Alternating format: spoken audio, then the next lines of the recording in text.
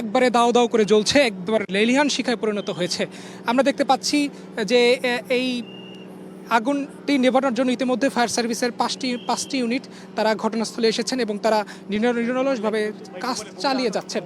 এবং এখানে যে ভয়াবহতা, আমরা এখানে কয়েকজন প্রত্যক্ষদর্শীর সাথে আসলে কথা বলেছি।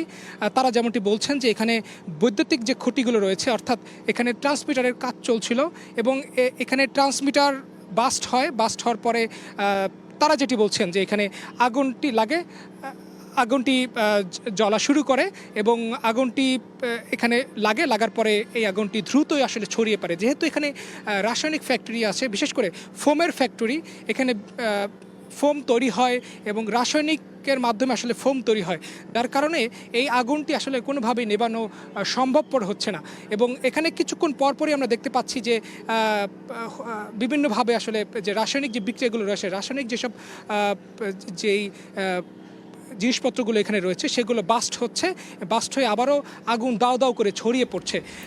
6:30টায় আগুন লেগেছে, 6:30টায় আগুন লাগার পর থেকে এই পর্যন্ত ফায়ার সার্ভিস ইমন 6:30টায় আগুন লেগেছে, এখন প্রায় 8টা বাজতে চললো। যেহেতু আপনি বলছিলেন এটি একটি রাসায়নিক ফ্যাক্টরি, সেখানে কি কর্মীরা ভেতরে আটকা পড়েছেন কিনা, এই ধরনের কোনো খবর পেয়েছেন কিনা ইমন?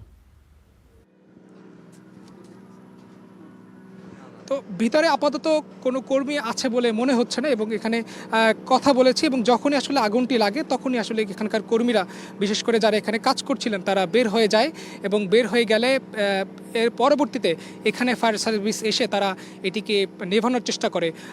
অর্থাৎ এলাকার প্রত্যক্ষদর্শী এবং তারা আসলে সেটি বলেছেন যে এখানে যখন আগুনটি লাগে তখন তারা বের হয়ে যায়, তখনই আসলে সাথে সাথে ফায়ার সার্ভিসকে জানানো হয়। ফায়ার সার্ভিসের পক্ষ থেকে প্রথমে 2টি ইউনিট, এরপরে আরও 2টি ইউনিট, সর্বশেষ আরেকটি ইউনিট এসে মোট 5টি ইউনিট এটিকে নেভানোর জন্য কাজ চালিয়ে যাচ্ছেন। আমরা এখনও দেখতে পাচ্ছি সামনে যে মাত্রই একটি বিস্ফোরণ হলো, অর্থাৎ ভিতরে যেহেতু রাসায়নিক পদার্থ রয়েছে, যেহেতু ফোম তৈরিতে রাসায়নিক পদার্থ ব্যবহার করা হয়, সেই পদার্থগুলোই আসলে কিছুক্ষণ পরপর বিস্ফোরিত হচ্ছে এবং আগুনের তাপ, আগুনের পরিমাণও কিন্তু বেড়ে যাচ্ছে। আমরা দেখতে পাচ্ছি আশেপাশের পুরো এলাকা আলোকিত হয়ে গেছে, অর্থাৎ আগুনের যে লেলিহান শিখা, সেই লেলিহান শিখা পুরো এলাকাকে একদম আলোকিত করে দিয়েছে। অর্থাৎ এটিকে নেভানোর জন্য কিন্তু যে নিরলস পরিশ্রম সেটি চালিয়ে যাচ্ছেন এবং এটি একদম ঠিক সাইনবোর্ডের ঠিক আগেই মাতোইলে যে সাদ্দাম মার্কেট, সেই সাদ্দাম মার্কেটে এবং এইখানকার যেসব এখানে যে টিন শেডের মার্কেট, যেহেতু টিন শেডের মার্কেট, যার কারণে এটি তো একটি ফোমের ফ্যাক্টরি। আপনি বলছিলেন ফোম তো আমরা জানি খুবই দাহ্য পদার্থ, এবং যেই ভয়াবহ চিত্র আমরা দেখতে পাচ্ছি, আশেপাশে কি আবাসিক ভবনগুলোতে ছড়িয়ে পড়ার কোনো আশঙ্কা রয়েছে কিনা এবং ফায়ার সার্ভিসের ঠিক কতটি ইউনিট সেখানে পৌঁছেছে? আমরা দেখতে পাচ্ছিলাম পাশের একটি গলি থেকে পানি দেওয়ার চেষ্টা করা হচ্ছিল, কিন্তু তাতে আসলে খুব একটা লাভ হচ্ছে বলে মনে হচ্ছে না। ইমন, ফারদিন, এই মার্কেটটি আসলে একদম টিন শেডের মার্কেট এবং একতলা মার্কেট।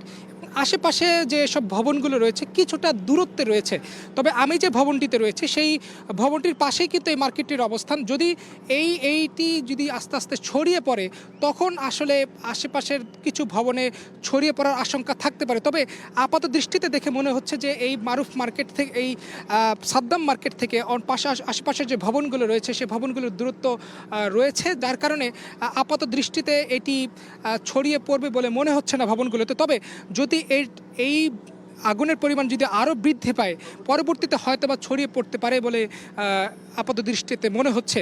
তবে এই আগুনটিকে ঘিরে ইতিমধ্যে আশেপাশের এলাকাবাসী কিন্তু ইতিমধ্যে আতঙ্কিত হয়ে পড়েছে এবং তারা দেখতে পাচ্ছি যে অনেকেই বের হয়ে এসেছেন, অনেকেই চেষ্টা করছেন যে যেভাবে পারে পানি দিয়ে এটিকে নিভানোর জন্য।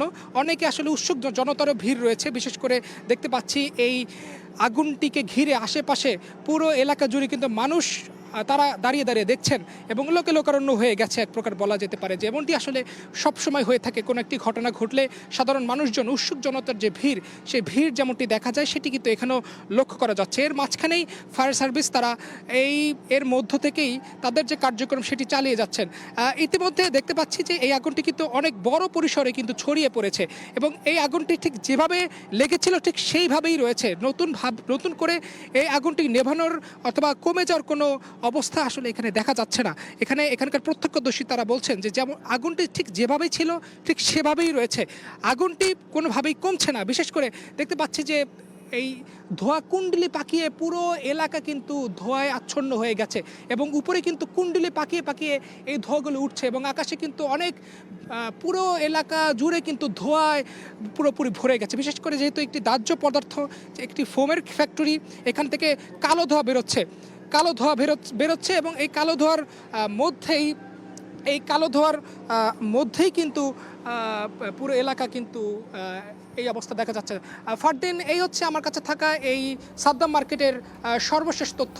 ইমন, যেটি দেখতে পেলাম এই ভয়াবহ চিত্র, আসলে আমরা কোথাও অগ্নিকাণ্ড হলে যেটি দেখি যে ধোঁয়ার কুণ্ডলিটাই আমরা দেখতে পাই, আগুন আসলে সেভাবে চোখে পড়ে না, কিন্তু এখান থেকে আসলে আপনি যেই অ্যাঙ্গেল থেকে দেখাচ্ছিলেন আসলে ভয়াবহ চিত্র। আমরা আশা করব যে মালের ক্ষতি তো হয়েছে নিশ্চয়ই, প্রত্যাশা থাকবে জানের কোনো ক্ষতি না হলেই ভালো। আপনাকে অসংখ্য ধন্যবাদ ইমন।